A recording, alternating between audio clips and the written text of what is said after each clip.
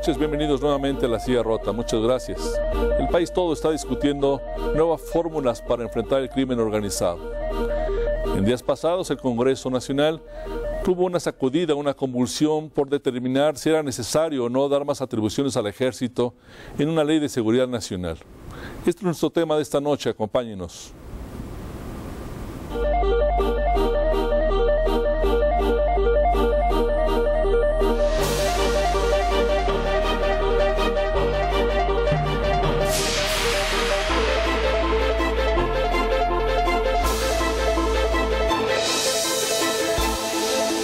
La reforma a la Ley de Seguridad Nacional entrampada.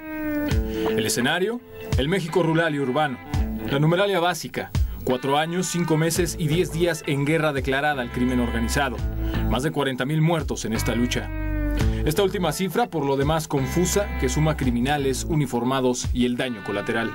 Como tema dominante de la secuencia, el horror y sus sinónimos. Las ejecuciones, los secuestros, las repletas narcofosas. Una crónica roja sin fin en la que cada una de las historias pareciera competir en crueldad. El otro ingrediente, como último recurso, las Fuerzas Armadas desplegadas en las calles para combatir la criminalidad. Ante este paisaje, el gobierno federal, entre otros actores, ha planteado iniciativas contra el lavado de dinero, para hacer cambios al fuero militar, para crear la policía única y, clave en este entramado, la reforma a la Ley de Seguridad Nacional.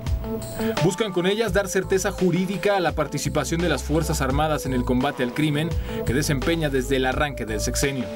Prometen que se regresará la paz a las comunidades hoy acosadas y estigmatizadas por la violencia. Quienes las cuestionan consideran que la salida a esta crisis no está en la lógica de la guerra. Advierten que las Fuerzas Armadas no están diseñadas para combatir el crimen con respeto a los derechos humanos, que se pretende criminalizar los movimientos sociales o conflictos de carácter político, electoral o social, que se requiere legalizar un Estado policíaco. Pese a un consenso inicial entre PAN y PRI para aprobarla, la reforma a la Ley de Seguridad Nacional está congelada en la Cámara de Diputados. Las versiones aseguran que por el costo político que implicaría avalarla, que por pugnas entre los priistas de cara al 2012. Hoy su destino es incierto. ¿Tiene futuro esta propuesta? Muchas gracias. Esta noche nos acompaña el senador Carlos Navarrete, quien es coordinador de su bancada del Partido de la Revolución Democrática en el Senado. Senador, muchas gracias. ¿Qué tal, Roberto? Muy buenas Como noches. comentábamos inicialmente, el país todo estuvo pendiente de qué pasaba en el Congreso sobre esta aprobación o no de la Ley de Seguridad Nacional. Una iniciativa que mandó el presidente de la República desde 2009 y que estuvo ahí en el Senado y en la Cámara de Diputados un poco esperando una definición o consensos por parte de los legisladores. A última hora esto no se aprobó en medio de una serie de señalamientos de preocupación. ¿Cuál fue su balance al respecto? Es cierto, Roberto. El presidente envió una iniciativa al Senado que nosotros evaluamos, estudiamos, abrimos un intenso diálogo interno, pero también una consulta con sectores muy diversos respecto a los alcances de la propuesta presidencial. Finalmente, modificamos la propuesta del Ejecutivo. Hicimos una serie de ajustes porque no compartimos el criterio que traía de entregarle legalmente mucho mayores facultades a las Fuerzas Armadas en materia de seguridad interior y una vinculación que había, que no compartimos, entre seguridad nacional y seguridad pública y seguridad interior.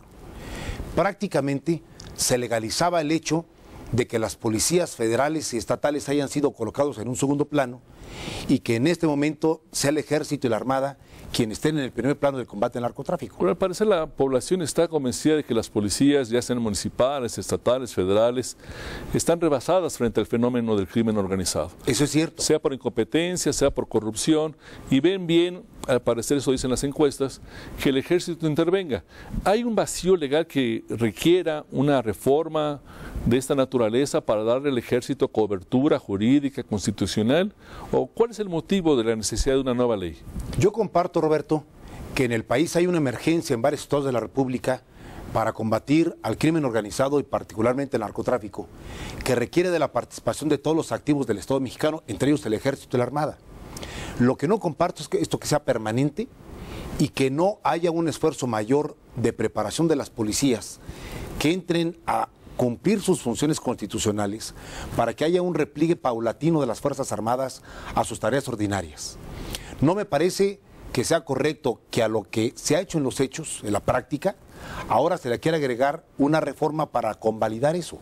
Me parece que lo que hay que hacer es determinar cuál es la función de las policías federal y locales y cuál es la función de las Fuerzas Armadas, entre otras cosas para cuidar a las Fuerzas Armadas. Pero no es secreto, ha sido incluso motivo de discursos públicos por parte del secretario Galván, el secretario de la Defensa, de que el Ejército está pidiendo un marco jurídico. Y los militares en corto hablan del riesgo de una imagen del 68 o de comisiones de la verdad en el futuro, que los lleve a castigos por parte de los civiles cuando son los civiles los que los estamos metiendo en la tarea de policías. He escuchado esa preocupación del propio general secretario y debo decir algo que me interesa mucho precisar. Yo creo que a las Fuerzas Armadas mexicanas hay que cuidarlas, Roberto. Hay que evitar el deterioro de lo único que nos queda como institución sólida en el país. Me parece que el Ejército no hay que dañarlo, ni hay que deteriorarlo, ni hay que mantenerlo por un tiempo excesivo en las tareas que está atendiendo. Debe llegar un momento en que las policías asuman su responsabilidad.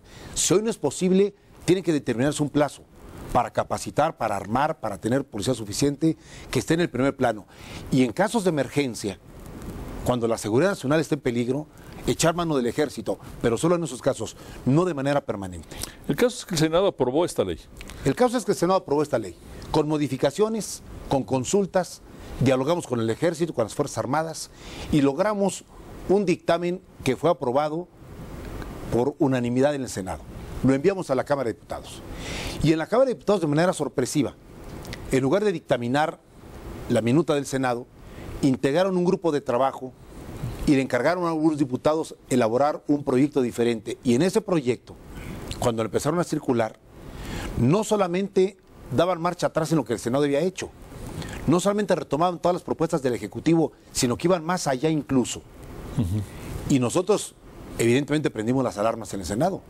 No porque no reconozcamos que la Cámara de Diputados es Cámara colegisladora y que las dos tenemos responsabilidades, sino porque pensamos que este tema tenía que platicarse junto con la Cámara Alta. ¿Pero qué aspecto fue retomado que les preocupó a ustedes en particular?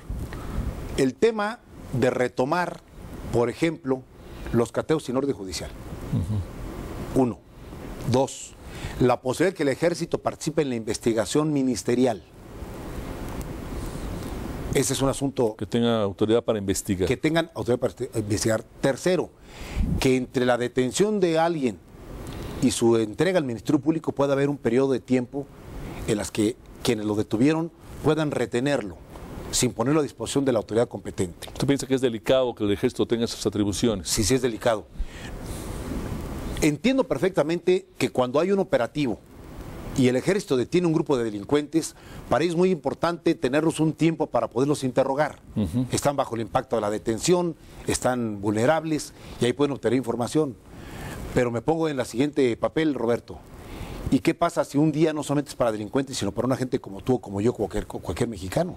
Bueno, los diputados señalaron al Senado por haber permitido abrir un candado, que ustedes mismos hablaban de la existencia de un candado, de que la autoridad no podía declarar un estado de excepción que suspendiera garantías o algo así, para casos de disturbios de carácter político. Al parecer eso sí quedaba en la ley. Nosotros establecimos un candado porque la iniciativa del presidente inicialmente decía que el Ejército podía intervenir en casos de disturbios o alteración de la paz pública. Y nosotros dijimos, cuidado. De pronto una manifestación en el centro de la Ciudad de México puede ser considerada un disturbio. Y entonces lanzar al Ejército contra esta manifestación. Y le pusimos un candado que dijera, no podrá participar en manifestaciones de carácter social. Ese candado estuvo ahí contemplado. Muy bien. Es un tema central de lo que va a pasar en el país en el futuro. Sin duda. Te quiero rogar un minuto para hacer un pequeño corte. Regresamos. Muchas gracias.